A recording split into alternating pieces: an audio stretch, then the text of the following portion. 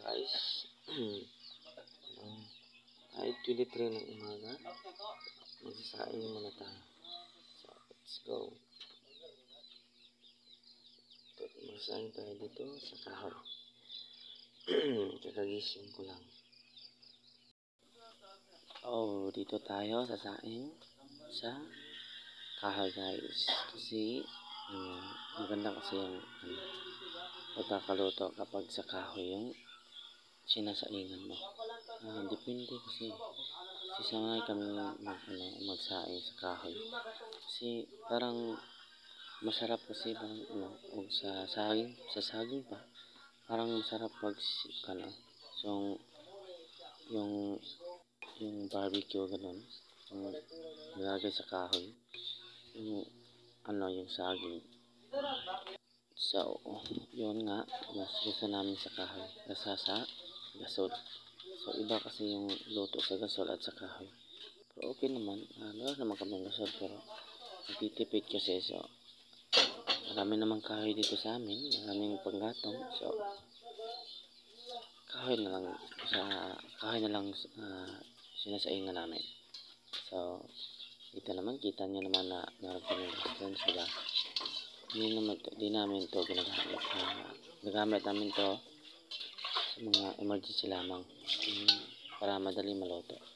Hindi na naghahaling para madalian kapag meron kaming niinit na pagkain o init ng tubig kapag madali sila. So, sa gas rin ako nag-iinit or nag-iinit ng pagkain or papakul ng tubig. So, ganito pala guys, kilis or sa Tagalog pa, maglinis ng bigas. So, kumutin natin guys. Ganyan guys. Parang lang gawa mo, ay joke lang po. Ito po. Dapat po, bigas to guys. Di natin to dapat nagbibiro kahit huwag mo talagang bibiro kasi grasya kasi yan, di ba guys? So kapag nagsasaing ka guys, depende kasi yun sa kaldero, kung yung level ng bigas sa daliri mo dito sa kahit sa index finger mo or sa sa gitang daliri mo, kung anong level ng bigas daliri mo, yun din yung sukat sa sa tubig na ilalagay mo guys, para hindi mahilaw. Dapat depende if magsasaing ka sa kahoy o sa gasol. If sa gasol, okay lang talaga kahit hindi mo babantayan. Pag sa kahoy, babantayan mo talaga kasi mahilaw o mapagod. Kahit naman sa gasol, mapagod, hindi naman talaga nahihila kasi yung yung apoy niya talagang continue talaga sa sisindi, hindi talaga napapalong. So, ganito pala guys. So, magkilis muna tayo.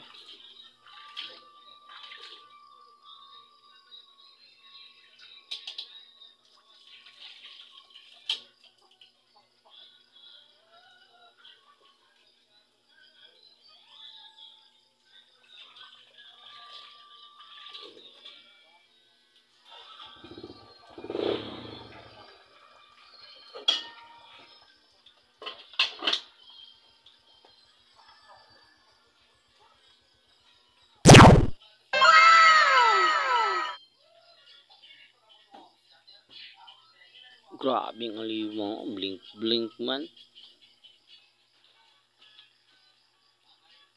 So guys, tapos na tayo magsaing, goods na.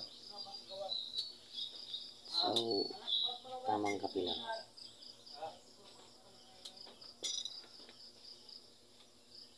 So, ako na lang mag-isa na ito mamaya kasi mabiyahe na kasi yung mga kapatid ko at yung bayaw ko, yung magtitinda ng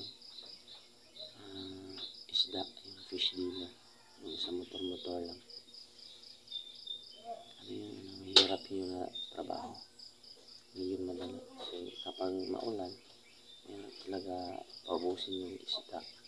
Pero kung mainit, depende sa sino yung bumibili. Kung malakas ba yung kita, mahina ba, talagang mahirap talaga yung trabaho na gano'n. Kasi relate ko yun kasi sumasama sa kayo dati. Ngayon, madalas na lang. Nandito lang ako sa bahay. So, see you guys. Thank you for watching. Bye-bye.